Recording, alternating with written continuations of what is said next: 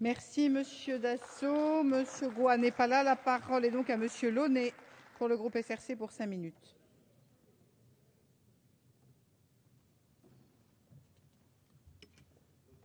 Merci Madame la Présidente. Monsieur le Ministre, mes chers collègues, au moment où nous commençons la discussion sur la première loi de finances de la première présidence Hollande et du premier gouvernement Ayrault, je voudrais axer mon propos sur l'article 1er de ce projet de loi de finances 2013. C'est celui consacré à l'autorisation de percevoir les ressources publiques, les impôts, découlant du principe posé dans la Déclaration des droits de l'homme et du citoyen de 1789. Il ne me semble pas inutile de rappeler la double condition inscrite dans cette déclaration.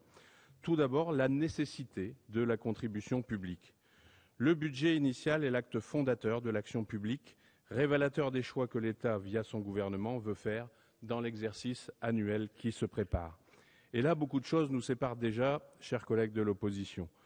Pendant la législature précédente, à quoi avons-nous assisté, sinon au choix, assumé d'ailleurs, de la réduction des moyens de l'action publique?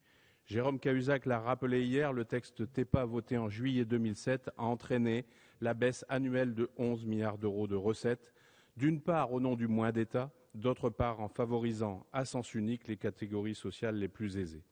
Il n'est donc pas étonnant de constater aujourd'hui, alors que nous faisons le choix du rétablissement des finances publiques, que les mêmes qui ont bénéficié de largesses inconsidérées de la majorité précédente hurlent au matraquage fiscal. La volonté du gouvernement, c'est de rattraper en urgence ce que vous avez dégradé. La dérive du déficit public, l'augmentation de 700 milliards d'euros du stock de dette dans les 5 années écoulées, l'accroissement du déficit du commerce extérieur, les chiffres dégradés de l'emploi, la flambée du chômage et l'augmentation de la précarité. La volonté du gouvernement, et nous le suivons, c'est de réhabiliter l'impôt et de redonner à l'impôt sur le revenu la progressivité qu'il a perdue régulièrement du fait du bouclier fiscal d'une part ou de l'accroissement des dépenses fiscales d'autre part. Faut-il rappeler à cet égard que le précédent gouvernement n'a pas fourni les montants constatés des dépenses fiscales à l'issue des exercices 2009 et 2010, probablement parce que l'objectif de dépenses fiscales annoncé n'a pas été respecté. Nos choix sont différents, légitimés par l'élection et l'aspiration à plus de justice. Et la justice doit aussi être fiscale. C'est pourquoi ce projet de loi de finances plafonnera à 10 000 € par foyer fiscal l'ensemble des niches. Ce projet de loi de finances contient de nombreuses mesures préservant les contribuables les plus modestes, avec en particulier le relèvement de la décote sur les 2 tranches les plus basses de l'impôt sur le revenu. Ce projet de loi de finances préserve enfin les foyers de conditions modestes pour qu'ils continuent de bénéficier des dispositifs d'allègement de fiscalité directe locale. La deuxième condition inscrite dans l'écrit fondateur que constitue la Déclaration des droits de l'homme, c'est le libre consentement à la contribution publique. Et nous renouvellerons cette année avec conviction notre autorisation à la perception des ressources publiques, en particulier parce que le projet de loi de finances 2013 comporte un réel effort de réduction de la dépense publique à hauteur de 10 milliards d'euros.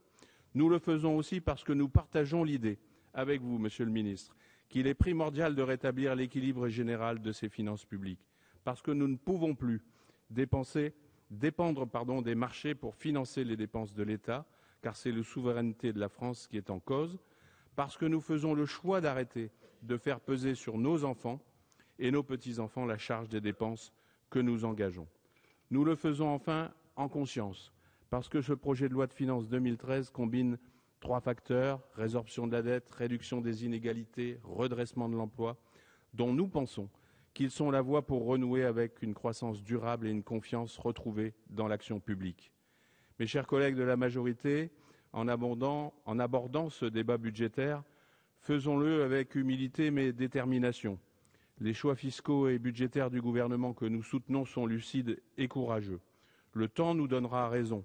Et à ceux qui hurlent avant d'avoir mal, alors qu'ils ont largement contribué à cette dégradation globale de nos comptes publics par une politique fiscale déséquilibrée et injuste, nous disons qu'il est temps d'arrêter de nous faire ce procès permanent en illégitimité à gouverner et à faire d'autres choix que les vôtres. Notre légitimité, c'est le choix fait par les Françaises et les Français en mai et juin dernier. Notre légitimité, c'est le vote de cet article 1 alliant nécessité et consentement à la contribution publique. Notre légitimité, c'est la rupture avec les politiques publiques précédentes dont la pratique a conduit à un endettement insupportable. Et notre premier travail, Pierre Moscovici l'a justement rappelé hier, sera d'opérer ce redressement en refusant le fatalisme et en sauvegardant, Madame la Présidente, j'ai terminé, notre modèle social. Quel timing, bravo. Remarquable, Monsieur Launay.